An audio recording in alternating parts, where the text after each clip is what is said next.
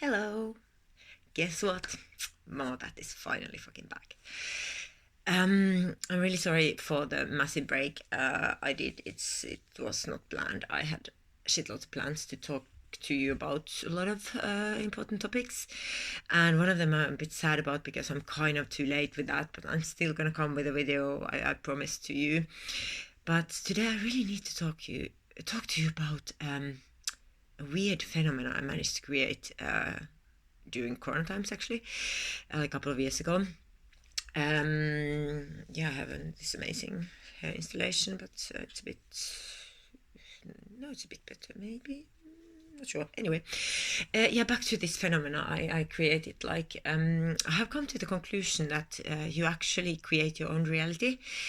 It might sound really super weird, but mind is a powerful tool, and you can basically kind of sort of control it, which direction it goes to, and sometimes you can fucking create weird shit. And this is what happened to me in 2020. I think it was the winter of 2020, or maybe it was beginning of 2021. I can't remember quite anymore. But I was having like a semi-legal house party with a friend of mine called Marvin. So Marvin, this is for you. And then it was like in the early hours I started talking about the house elves. I don't know if you ever heard about house elves, but it's like at least a Nordic concept that existed before the Christianity came and fucked everything up.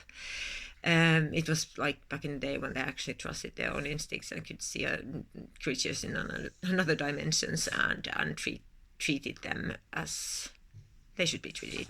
If you didn't, you were fucked. They fucked you over really big time. So house elves still exist, but they are kind of invisible for us now because we are not supposed to see them. I think that's the explanation for it. And there's all kinds of elves. There was like one elf per building. So if you had a big farm, all the buildings had an elf and they had their own functions. Then you had to keep them happy because these elves are like really motherfucking bastards. They really like can destroy your life if you don't kind of I don't know, obey them. I don't know if that's the right word, but you have to keep them happy. So back in the day, they managed to keep them happy with giving them food. So an elf should never be hungry. And when there's like food available, it won't hide your things, steal your things, bother your animals, and actually bite you. And if they bite you, it's venomous. So basically, you might just die. This is how it was back in the day. Nowadays, officially, nobody believes in any elves. It's like fairy tales and bullshit.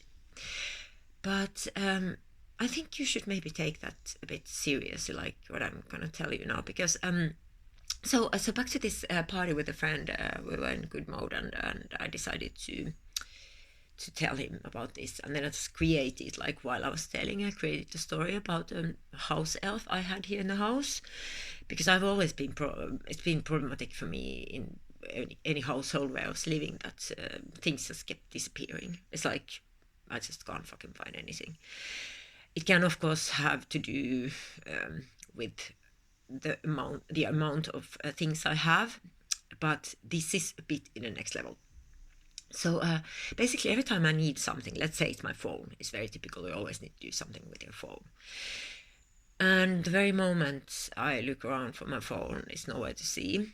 I just had it, but now I just can't fucking find it anywhere. And then I spend like from 10 minutes to, I don't know, yeah, unlimited times just fucking looking for my phone. And it's happening all the time. It's like repeatedly disappearing from my sight. And sometimes, like, I call my mom from Facebook from my computer. Sorry, mom, for to have these calls and not like proper calls from me. It's like, mama, can you please help me? I need to find my phone. And she's like, oh my god, where did you put it now again? But it's not me. It's not me who's putting it anywhere. It's Ravel. Because in my household, there's a guy, a tiny invisible guy, who's stealing my things, and his name is Ravelf. This is what I created. So I told my friend that, hey, there's there's this house elf called Ravelf in my house, and takes all my shit and organizes illegal raves under my wardrobe, basically. The raves are really amazing, like the music is so good, but the problem is that you have to be like this tiny to fit into the rave. Am I this tiny? Well, you can measure. Am I this tiny? You can answer me, yeah. I'm not. And then these raves go like 24/7, like for, I don't know, they can go on like weeks, and it drives you insane because you just have to listen to this music, but you can't join the party, and it's like, it is actually really fucking annoying listening to a music type or whatever music actually, and not join the party or not enjoy it or whatever. It can really, really fucking make you crazy. So in this story of mine, this was part of the story. So it was like really annoying, and then of course all the other house elves, they were like innocent normal house elves, so like living normal house elf life, and then my house elf, this fucking rave elf, came and destroyed them all, and now they're all like, yeah, the party guys. So I'm kind of having the blame of the whole fucking neighborhood on me, that I have destroyed all the house elves in Pennsylvania. Actually, the whole Berlin is my fault, because I created this creature, and it started organizing illegal raves under my cupboard. So I'm really sorry for everyone and everybody's loss and what the fuck. Like, I really didn't. I had no idea what I was doing when I started with this concept. But the problem is rave elf is like, when it's not organizing these illegal raves, it's like it's really fucking stealing my stuff. It's like absolutely disgusting how it takes everything. Anything goes, and it has an ability to read my mind, so that when I'm in the need of something I actually don't know it yet, it will come in the next future. The rave elf already knows it, and it takes it, and it has like already hidden it to its own dimension, and I can't see it because it's not in my dimension. And that's where I went crazy. I was like, literally, I've been screaming. I'm like, Rave elf, what the fuck, give it to me! Because I was so angry, and like sometimes I scream so much that I think my neighbors can hear me, and they might actually think that I'm completely fucking insane, like talking to myself or like to this camera now. I really hope the walls are a bit thicker than they look or seem. And yeah, so I also like not just look very special, but I also got this reputation of being completely insane here, I think. And Raven's like Raven's this fucking it loves to have the attention of my anger. It feeds on my anger, so actually it doesn't need any food anymore. It's just like, oh, just let the bitch go crazy, and I'm like satisfied in so many levels. So that's how it functions.